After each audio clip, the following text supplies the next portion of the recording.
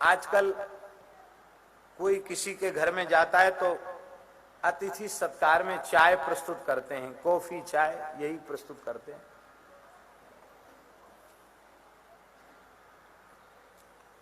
जबकि सच्ची बात है, आप हमारी बात नहीं मानोगे तो हमें पता है, पर शायद कोई भाग्यशाली मान ले।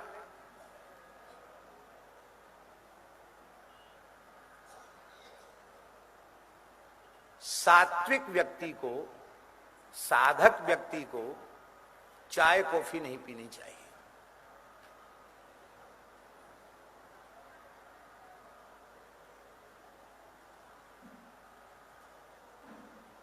आहार शुद्धौ सत्व शुद्धि, आहार की शुद्धि से चित्त की शुद्धि का बहुत गहरा संबंध है। भारतवर्ष को पतन के गर्त में ले जाने के लिए अंग्रेजी शासन में चाय कॉफी, चलचित्र सिनेमा,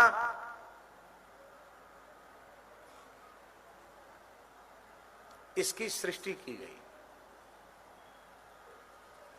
जहां दूध दही छाछ पीने वाले लोग थे उनको चाय पिलाने सिखाया गया, और सिनेमा अंग्रेजों ने शुरू किया। अश्लील साहित्य, सिनेमा, ये सब उनकी देन है। चारित्रिक रूप से भारत का पतन हुआ है। देखो, बीकानेर के एक बहुत अच्छे वैद्य जी थे, यहां वृंदावन में शुक्सा कुंज में वो कुछ काल रहे।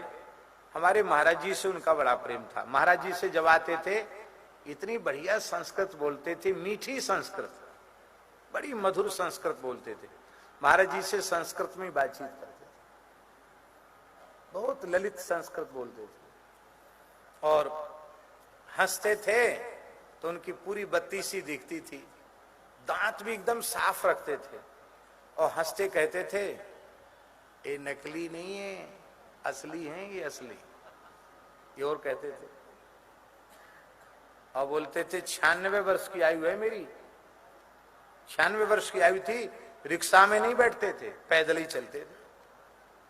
इकारा शरीर था।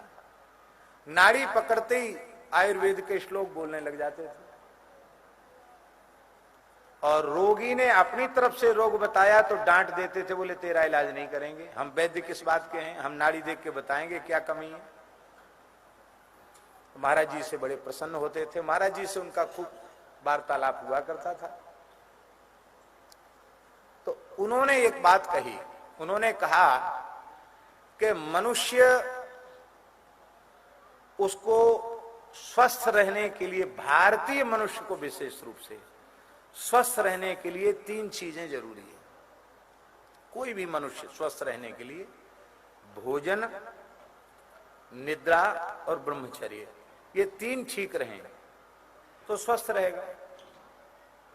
तो बोले चाय जो है, वैद्य जी कहते थे सुक्सा कुंज वाले, चाय, बोले चाय सबसे पहले आमाशय को बहुत कमजोर कर देती, भूख कम हो जाती चाय पीने वालों की, उनकी पाचन शक्ति बहुत खराब हो जाती चाय पीने वालों की, पचता नहीं कुछ एकदम।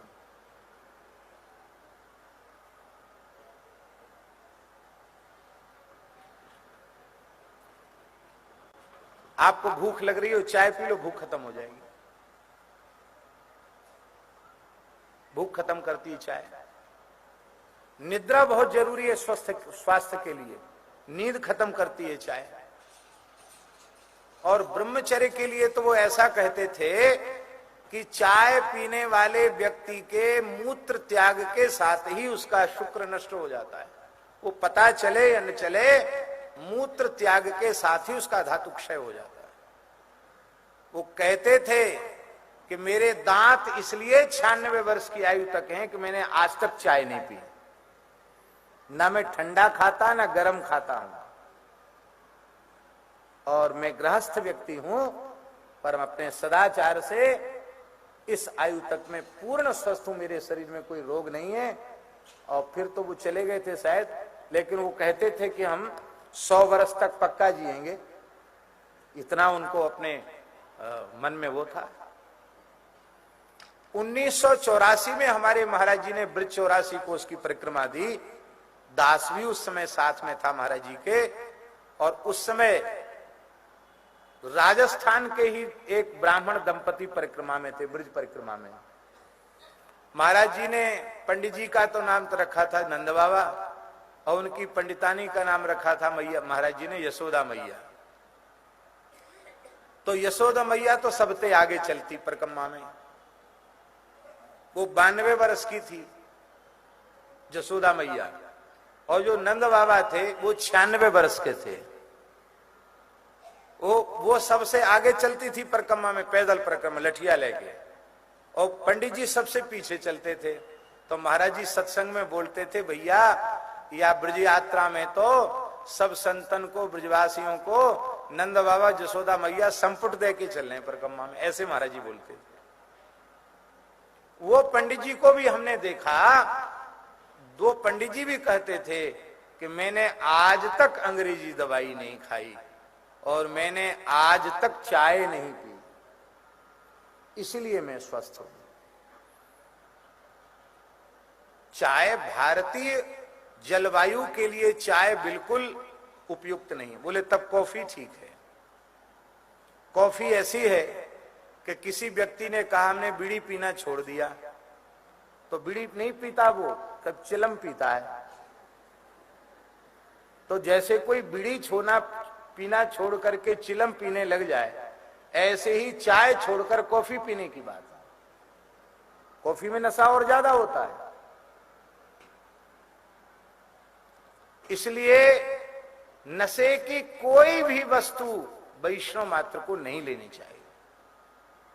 हम इस संबंध में स्वामी प्रभुपाद जी का वंदन करते हैं कि उन्होंने विदेश में जन्म लेने वालों की भी चाय कॉफी छुड़ा दी।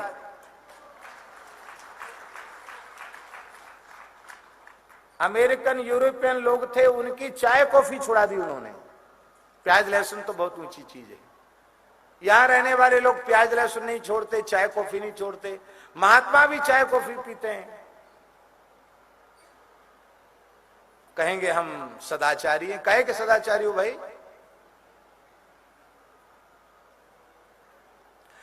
कोई सिद्ध पुरुष पीते हो तो वे सिद्ध हैं, उनकी वह क्रिया हमारे लिए अनुकरणीय नहीं है, क्योंकि हम सिद्ध नहीं हैं, हम तो सामान्य जीव हैं।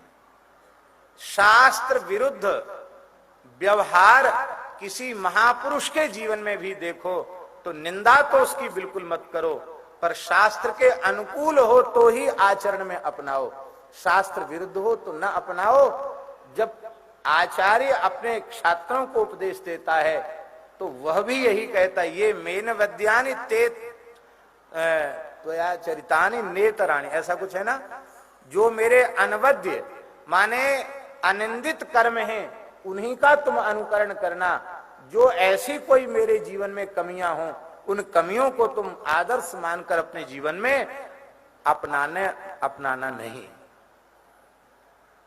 तो जैसे आजकल चाय लोग देते, ऐसे ही पुराने समय में हमारे देश में मधुपर्क निवेदित किया जाता था। आपको